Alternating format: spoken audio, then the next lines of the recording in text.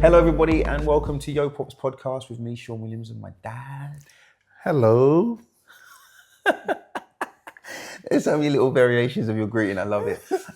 Guys, we're really happy to We're really happy to have you with us this week.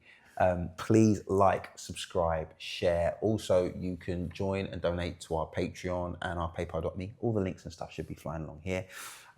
Please feel free to follow our social media URLs at Sean Williams World, and my dad is at Bishop L.A. Williams. Perfect. He's got a couple of fake accounts.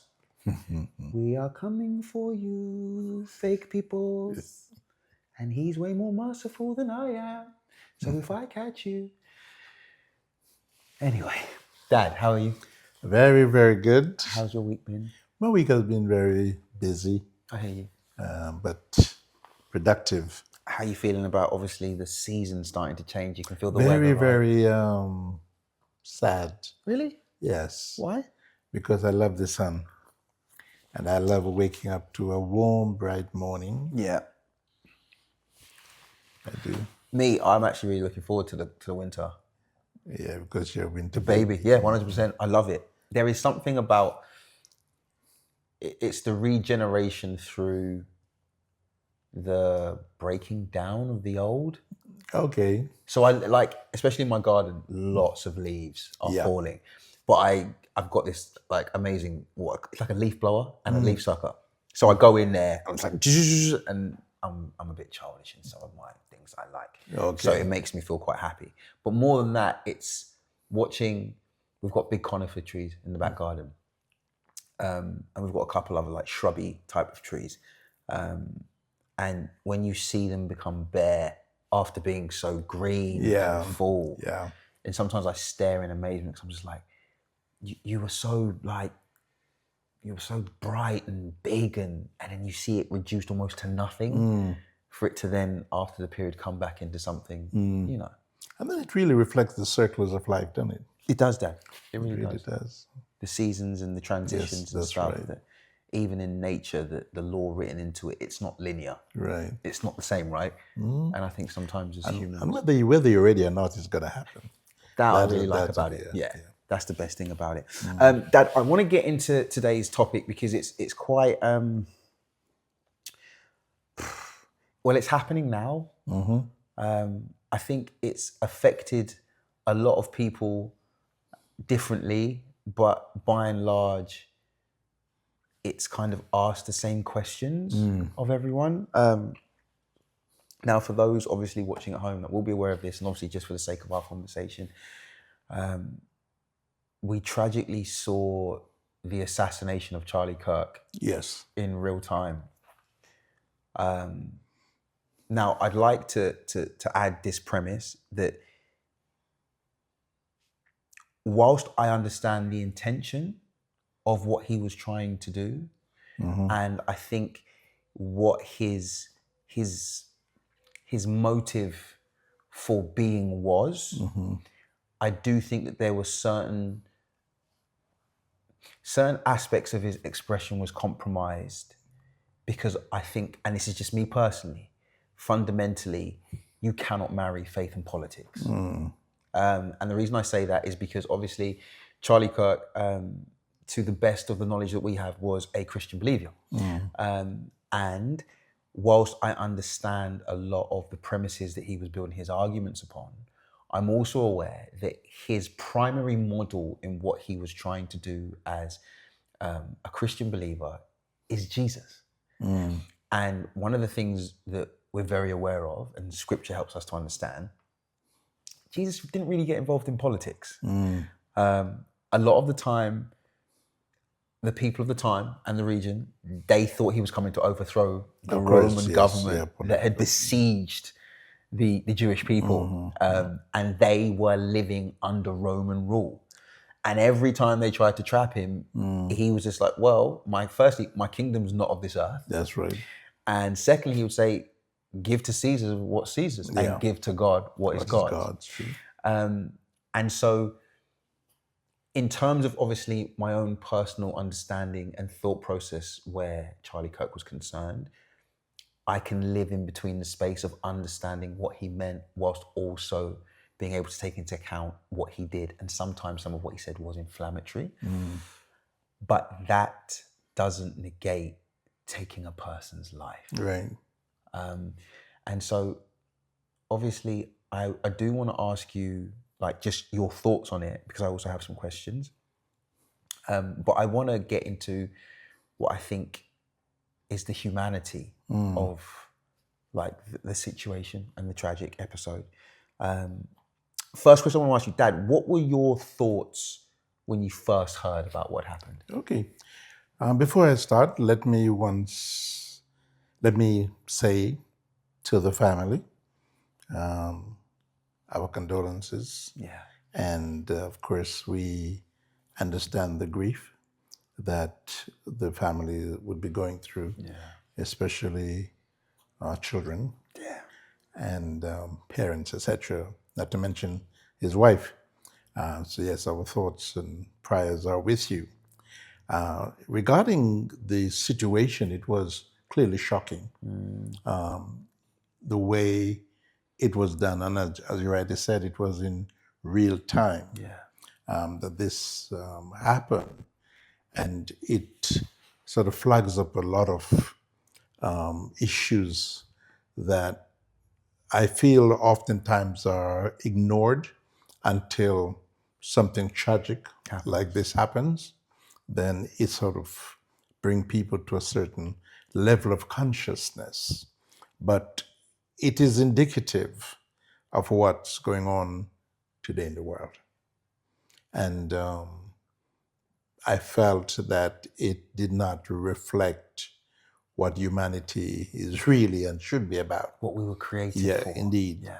And it so easily could lead so many who are not grounded in faith or in human decency to see things from a very radical perspective. Yeah, I completely agree.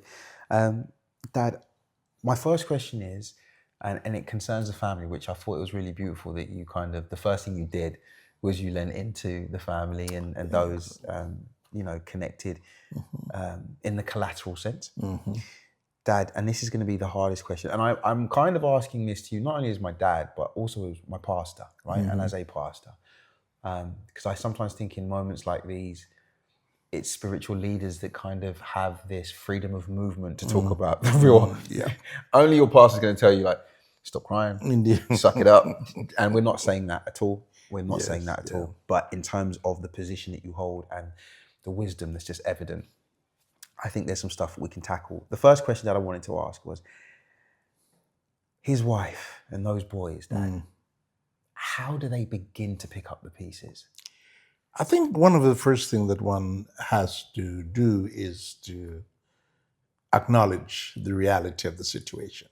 And that is, it's going to reflect loss. It's going to reflect pain. Is going to really impact what they think about their future and the role that he played in their lives. It is acknowledging that in the first instance and recognize that, yes, we have suffered and are suffering loss.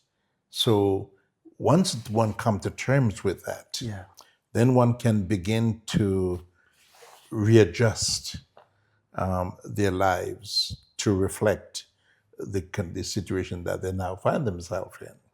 And when I listened to his wife, and she were immediately saying what she plans to do and is going to continuing doing in reflecting the work that he has started, that I felt is a good indication, as long as it's not being done out of anger, hatred, and bitterness. Right. Because sometimes those can be fuel. Yes. It becomes petrol, doesn't it? To go and do things which can be counterproductive. How does she make sure that those elements don't contaminate the well Yeah. Dad? I think she have to, number one, look at the good in what he was trying to do. Yeah. I mean, of course, there may be elements that others may not share, and in her case, she has to really focus on the real good that he were trying to achieve and pick up right there. You get what I mean? Rather than to use it, as I said, as a means to excel other area that does not bring reconciliation or bring people together from, especially from a godly perspective. Yeah. I think that's really important. That's where her challenge is going to be. Now, he's clearly well connected. And if she were to play her card right, then his legacy could outstrip anything that he himself may even have intended, because the fact that the world, well, I said the world, I'm talking about those who are familiar with the situation, those who are in his circle, everybody is going to be putting out the best Yeah. to not only immortalize his memory, Yeah. you know what I mean, but to help the vision, and above all, to continue the legacy so that his children coming up can feel that, yes, their father did not die in vain. I hear you. Dad, what does this say about the world? I think in general, it really shows that the world is in a very difficult transition at this particular moment. It really is. And it really challenges the narrative that oftentimes come across as a world that is good, because it isn't. It's a very complex world, and the complexity leads into a lot of division and strife that affects everyone politically, religiously, socially, even the environment. It seems to be impacting. So yes, so it is something that one cannot ignore, that the world is in this state and people are crying out for answers. They really are. But many are not seeing it. And that's where a lot of people are taking things into their own hands. Even those who are not fully understanding the complexities just feel that they need to do something, and they're going to do it however their emotion pushed them to doing it. And that is why you see so many upheaval going on around the world, politically and socially. You look at most major cities are encountering a lot of protest. Yeah. People are getting out on the street, and you're seeing a lot of people ideology being manifested in different ways, and you can't help but wonder how long before it becomes extreme, where it's not just one person shooting another person, but where everybody taking up some kind of arms to defend themselves or to defend their general principles and ideas. Do you think that we have normalized radicalism? And let me give this context. Many of the games that my students would play are military combat games of an extremely graphic nature. People now, through console and gaming, are able to speak to one another. Strangers. Yes. Complete strangers. Yes. There are videos that surface online of altercations that happen between people who aren't in the same place physically, but they then use the characters that they are through the games that they're playing Yes. to go and exact the type of retribution or judgment that. Now, most people would say, well, I wouldn't do this in real life. But the reality is the things that we think are the basis of our ideas of self, of how we govern self, of how we feel we should be dealt with, so on and so forth. So if you're consistently playing these types of virtual simulations, then, and I can only talk for myself, that I've watched games like Halo, Call of Duty, and other games, and you can shoot a person in the head, right? And it will simulate what would happen in that space. I can fully tell you that when I saw the video of Charlie Kirk's assassination, whilst I was absolutely shocked that this could happen, firstly, on a university campus, in a place like Utah. Yeah.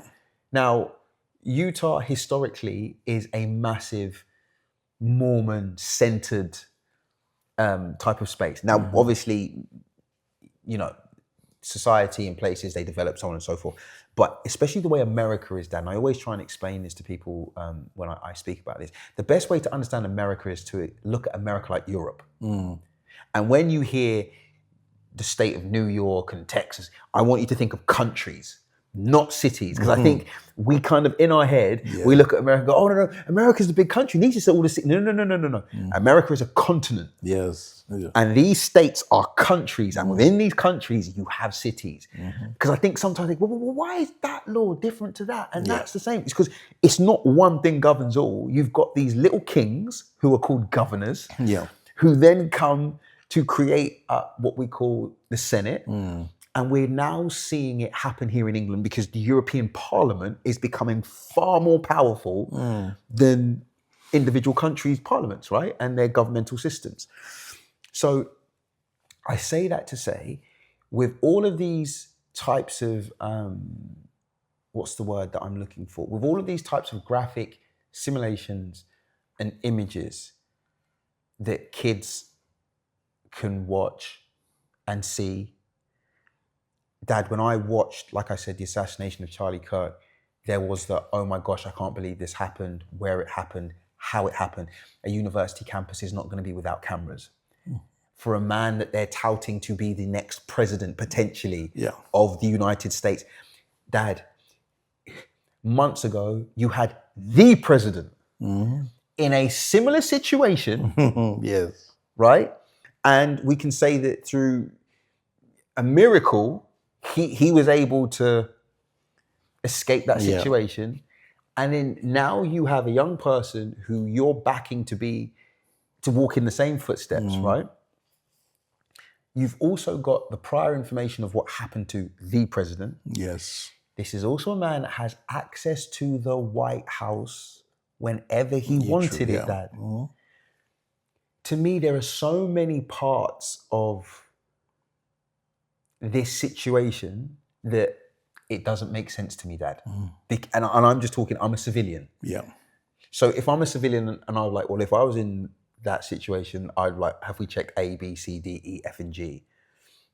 We're not here to discuss that. But what I am asking is, have we normalized radicalism? I think one wouldn't say you intentionally No, I don't. have done that, but in practice, they have done. And based on the examples you've given, it is practice that becomes perfect. And so when you have children practicing this kind of radical behavior, they grew up with that now characterize their own inner man, their own personality. So you look at somebody like that young man, he's pretty young, I understand, and you're asking the question in a family, a mother and father and others around him, how would he have come to develop such extremities? To plot, plan, because he thinks somebody's saying something against his ideology, his way of living. And thinking and being. Indeed, Yeah. that, okay, the solution is not to debate or to discuss, is to eliminate. And you find these things in these kind of cyber environment where there is no practical or logical discussion. It is how much violence Yeah. you can perpetrate against what is considered to be your opponent. Yeah. And people are taking it from cyberspace as well into the real life around. Yeah. And unfortunately, in the interests of greed, society is allowing it.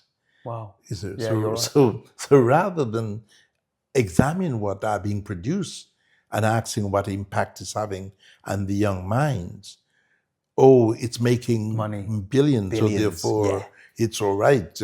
Just let it slide. So people are more radical in their thinking than people care to admit, because the danger is not just to try to correct something, is to leave something uncorrected. Yeah. And that is what people are now experiencing in every area.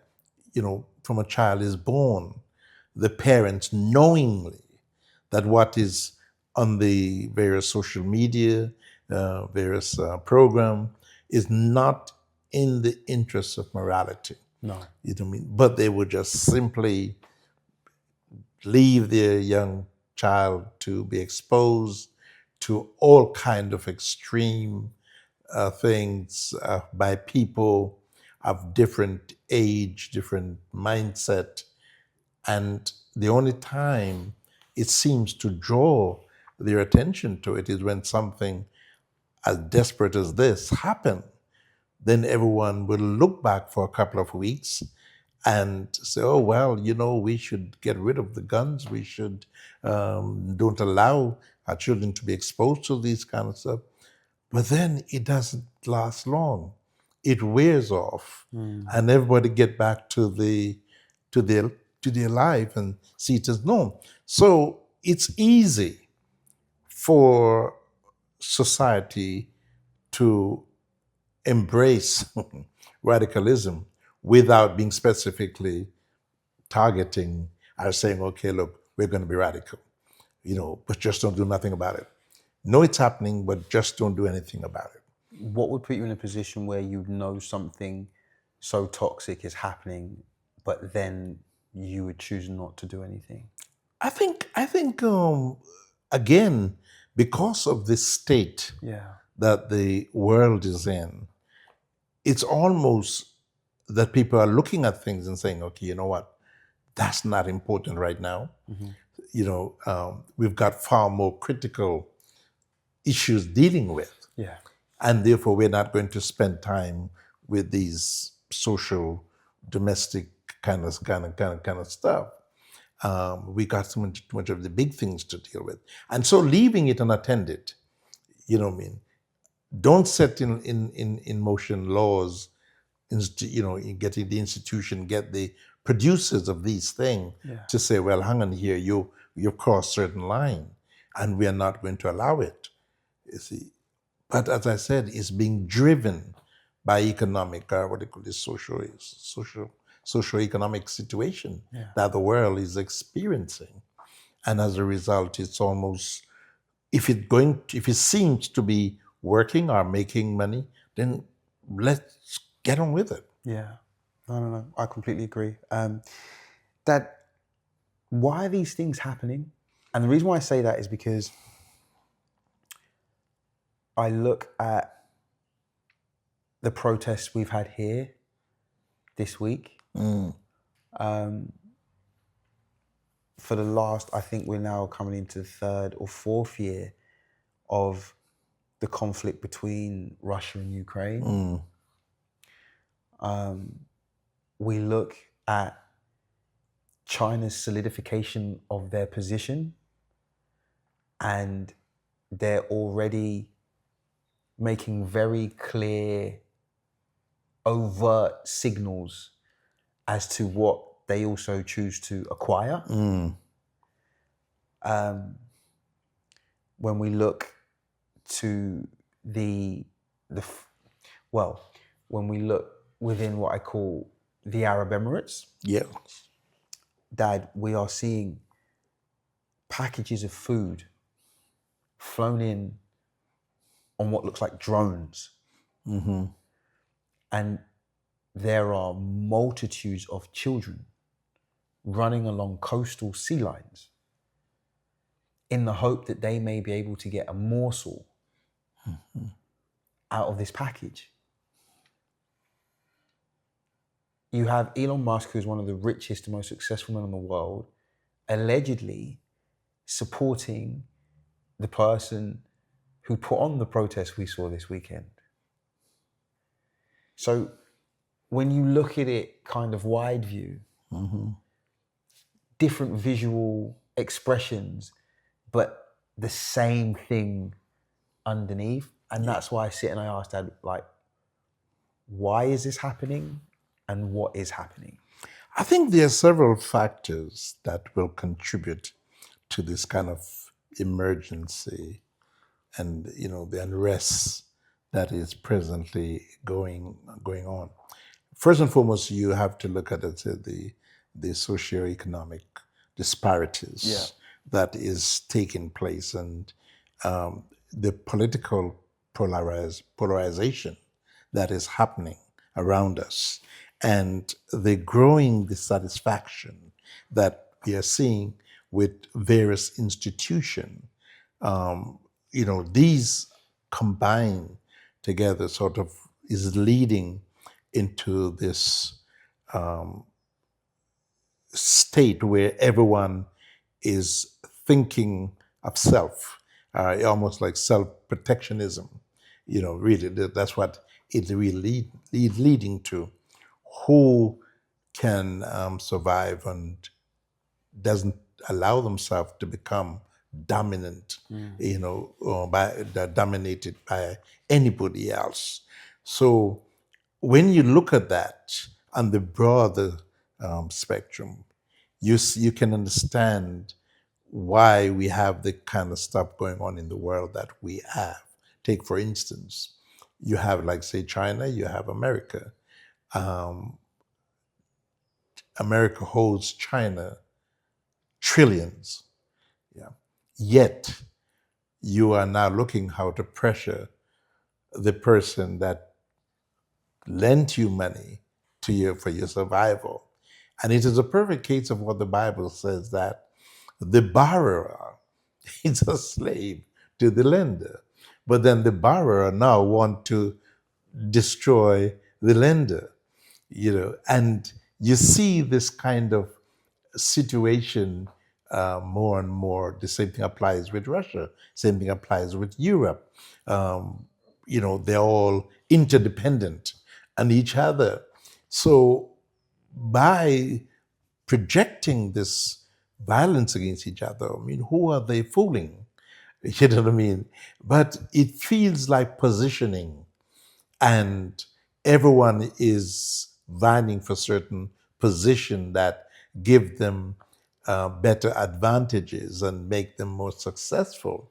And this is what is happening. And as you make mention of, say, the Middle East, the Middle East is a very complex world.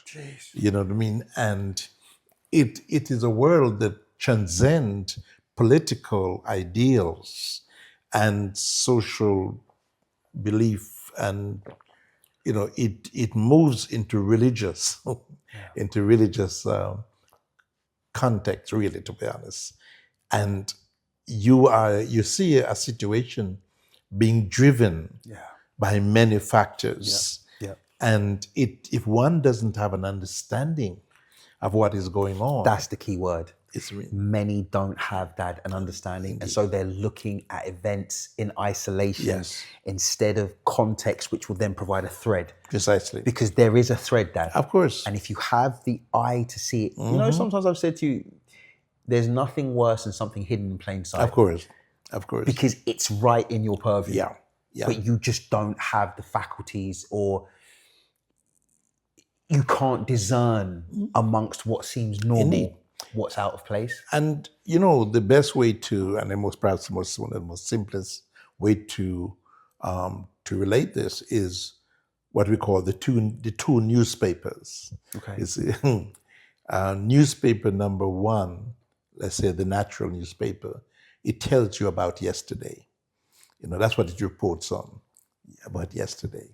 And then you got newspaper number two that tells you about yesterday, today, and tomorrow. You see, that is the Bible. You see, now, from the Bible, I could literally tell you exactly how everything is going to pan out, you know, leading up to the next 7 years and beyond. See? Because it is, as you said, right there, hidden in plain sight, available to those who genuinely wants to know. Yeah. Because there are some people don't want to know what tomorrow is going to bring, because it may not fit their narratives, it may not fit where they think they should be and where they want to be. So the best way to deal with that knowledge is to ignore it. Yeah. You see, and whenever time you do that, down the road you're going to face the consequences of it. You know, it's no different than, say, for example, the common political word is climate change. You know what I'm saying to you? Now, if greed was not the driving force, we wouldn't be having the problem we're having today. You know, but again, even though they were being warned, and some of the scientists will tell them, the political will was not there to make the changes, to make the difference. And what we're seeing today is the same thing, right? We are heading into something that, I mean, everyone knows about Armageddon. And that is what, in principle, from a biblical perspective, is where we're heading to. And all of the players are being drawn in, to exactly what is going to happen. And the main player today that is carrying out what's going on in, say, the Middle East is at the is a pivot. They're at the center of this Armageddon pending situation that's happening. But it's all working up to it. So to get to that point, other structures are going to break down. You see, and that's what we're seeing in countries, in continents, a breaking down of what we call law and order as we know it. You see, to make way for a chaotic existence, which then lead into things like find this Superman who's going to come and save the world. Do you know what? I read something, just to kind of go left a little bit.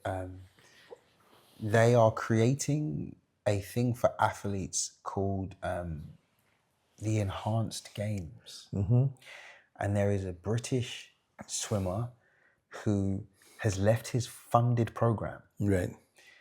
Because the supplements and the medicines, the performance enhancing substances they can give him. Right. They are now looking to push themselves to the absolute limit of what they believe is their natural human potential. That a little bit like Dolly the sheep. I think they flashed Dolly to us in 20... Yeah, that's quite 2010? About 20 years ago. Yeah. After 20 years ago. And the first thing I thought that is that if you're happy showing me Dolly, where are the Dollies, Pollies, and Mollies that didn't make the camp? Because you didn't just get it right the first time. No. I mean, they are behind the scenes. So, whenever you're comfortable enough to show me in real time, it means you have practiced this. Of course. Behind closed doors. Of course, yes. To the level that you now think, okay, we've got it under control. And you spoke about a Superman type figure coming, and I say what I said to kind of, I agree with you, Dad. I think that a lot of the time we are presented with information that for the vast majority of us, because we are so hankered down in our jobs Yes. and our responsibilities, that if you ask me, 95% of the population on planet Earth, especially those that live in built up, what I call societal structures, right? Not necessarily indigenous or indigenous leaning people that want to kind of, they're still very much living off the land. It's very earthy. We haven't got over what that pandemic was, Dad. No. And most people, a bit like PTSD, they've locked it. Do you remember when we went to go see Inside Out and she had the big vault that had the ghoulie creepies? And you go in there and it was things that scared her from her childhood and so forth. Yes. And Dad, I just feel like so many people's vault is literally bursting at the seams. And what I'm seeing in society is almost taking the hinges off it. Yeah. Right? Because we're now getting to the place where we're seeing things that are clearly wrong and out of place. But it's almost like we're just like, well, okay. Yeah. I think what you can't help notice, as well as to a certain degree admire, with humanity ingenuities, is that, like you make mention of the dolly, the sheep, you create an extreme situation. Yes. Yeah. And you present it to the world. This is good. Yeah. And then you leave that chain of thoughts With them. with the world. And then you run to another extreme. Yeah. And you create something that have little bearing and something like Dolly the sheep. You create robots. Yeah. You get what I mean? Yeah. But you create robot now looking more like humanity. But Dad, not to interrupt you, do you know China have created a robot that can incubate a Oh baby? yes. Oh yes. I got sent this. Yeah. Dad, you have this robot Yes. that has a child in it. Yes. Now, the reason why it tweaked my thought process was for this reason. I really respected the way you and Mum led our family during the COVID pandemic. The reason why I respected the way you and Mum led our family through the COVID pandemic is because we have like a family WhatsApp group. And depending on how much everybody's getting on, we talk or don't talk. No, I'm only joking. We kind of, my little brother lives on a different continent, and between myself and my older brother, we travel a lot. And my parents, they travel a lot. They just came back from Zimbabwe a couple of weeks ago. That's correct. And my parents decided that as far as them as parents, they'd raised their sons, given us all the information we needed. They had tried to lean us in the direction that they think we should grow in spiritually, emotionally, and all the other rest that goes with it. And so when we were going through the pandemic period, my parents didn't sit there and say, well, we think you should da, da, da, da. They merely provided information, told us what they were going to do, and asked us what our viewpoints were. And because loose lips sink ships, I'm not going to tell you what we decided to do as a family because it's none of your business. But in terms of what you did, you provided us with so much information that we could make what you like to call an informed decision. Yeah.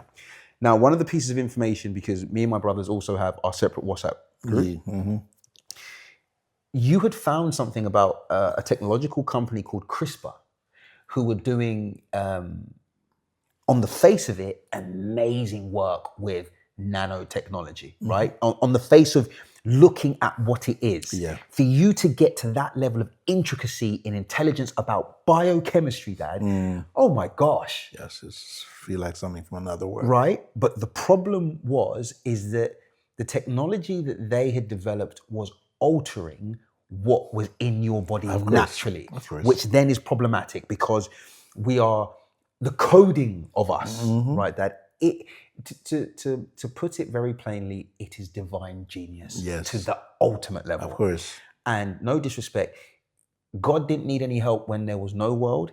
He didn't need any help creating the world, and he's never needed any help maintaining the world, right? And he'll need no help when he decides to do whatever he's going to do with Yeah, the of world, course, which is yes. namely come back and rule it. So the first thing that popped out to my mind when I saw this robot was that machine has the ability to put nanotechnology within Of course. that living soul. Yeah. Right, Dad? Mm-hmm. And my whole kind of body recoiled because I said, wait there, this is machine manufacturing to a whole other level. Because now you're really, how do I put this? You are openly in defiance Of course. to divine creative Willow, process. yeah. Mm-hmm. And so when I looked at that, Dad, I sat there and I asked myself, okay, then what's the answer? If this is where we're moving to, and it's my final question as well, Dad, because obviously I've absolutely loved this conversation. You've given us so much great information, but to people that are at home and will be sitting there and going, they're just seeing calamity on top of calamity. Yeah. Dad, what is the answer? I think number one, it has to be your relationship with God. Yeah. That is the number one thing, because we are getting to a point where everything is interdependent on other things, other people, other places. And the few people, perhaps the less than 1%, the 1% who is controlling the narrative, because one must never be deluded. Yeah.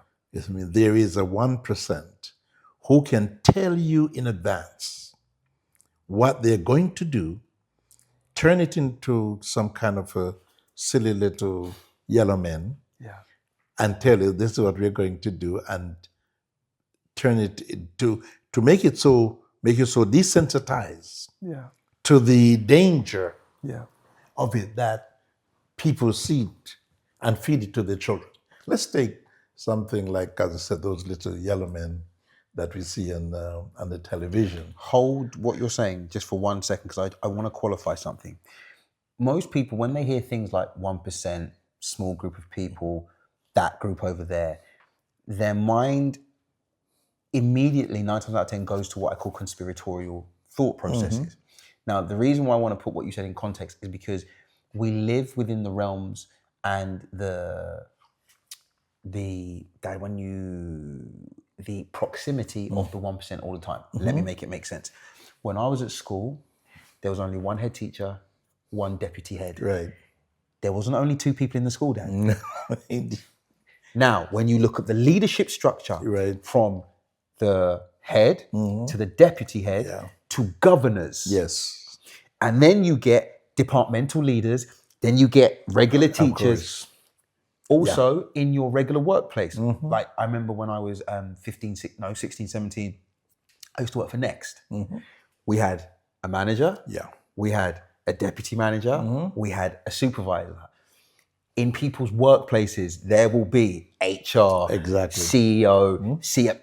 So sometimes we hear certain words and our immediately go, oh, that's conspiratorial. No.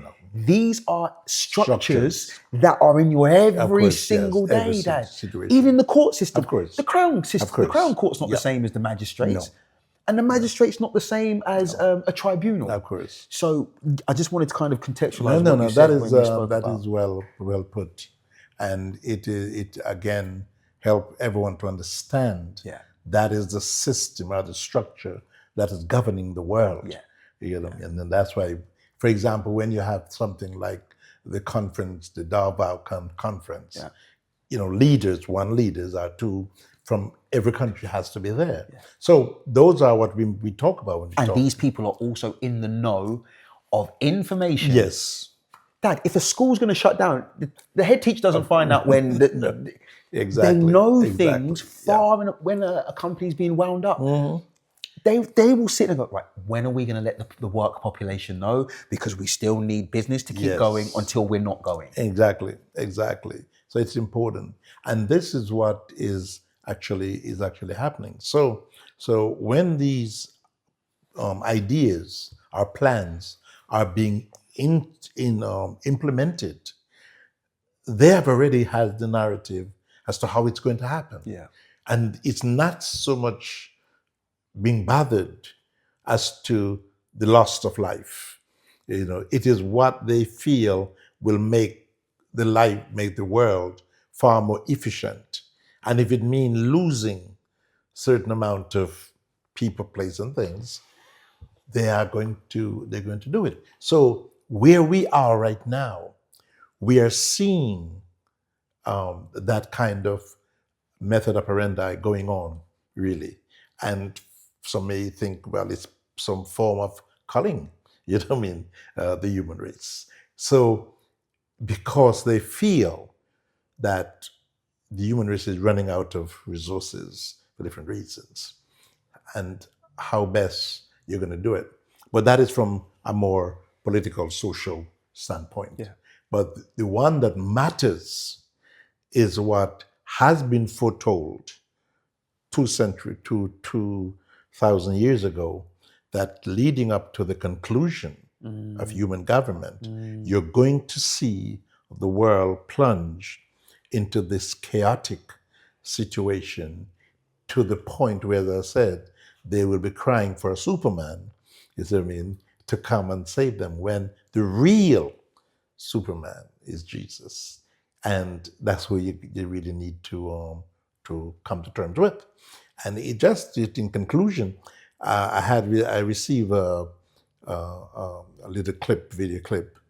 It was from one of the countries in the Caribbean, and they were saying that in this mall, people just break out worshiping, praising God, just everybody in the mall, and they were suggesting that there is indeed a revival that is coming, because everything has to maintain balance. You can't just have all evil and don't have the potential for right actions and righteousness. So that for me is how we're going to, aid a more normal, I would call godly system, is to be as proactive, not to be ashamed, identify where the problem is, and of course do our best to bring balance and adjust the way people think, feel, and go forward. Dad, thank you so much for your time. Thank you for this conversation. Thank you guys for hanging out with us and sharing with us. Also, please, we never sit here and want you to be codependent on us for you to understand. We just want to be a source of information and inspiration that then allows you to create the independence within yourself to be able to go and look at the information, test the information, administrate the information. Please like, subscribe, and share. Please feel free to follow my dad on his platform at Bishop L.A. Williams, mine, Sean Williams World. We have our Patreon links that you can donate to. We have our PayPal links. If you like what we're doing and you'd like to support us as we try and further the intention of what this podcast is. But for me and my dad, have a great rest of your day. Stay blessed.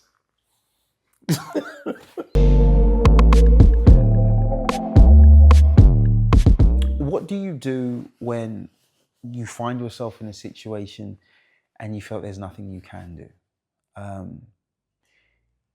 The answer is heaven has relegated you down to the one thing you're supposed to do, which is to be present, to allow yourself to become an instrument of divine and greater use.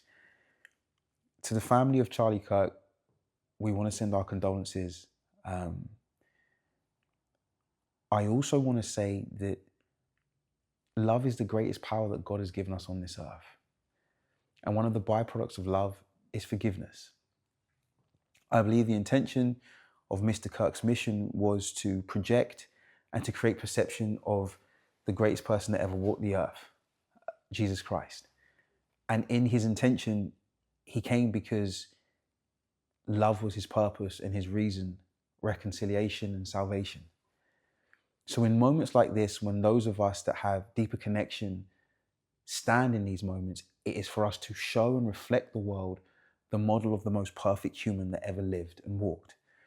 One of the last things he said when he hung on a cross next to two strangers that were worthy of the punishment he was going through was, "Father, forgive them, for they know not what they do." Forgiveness isn't just about the other person, it's about you. So I implore all of those, whichever side of the divide you stand on, forgive. It is the solution, and it is the way to clear the path for resolution and reconciliation. If you can forgive, you open the door to love. If you open the door to love, then we sit at the table of understanding. If we sit at the table of understanding, then we have a chance to connect based on the intention for which we were made and created. Take care of yourselves and each other. Bye, guys.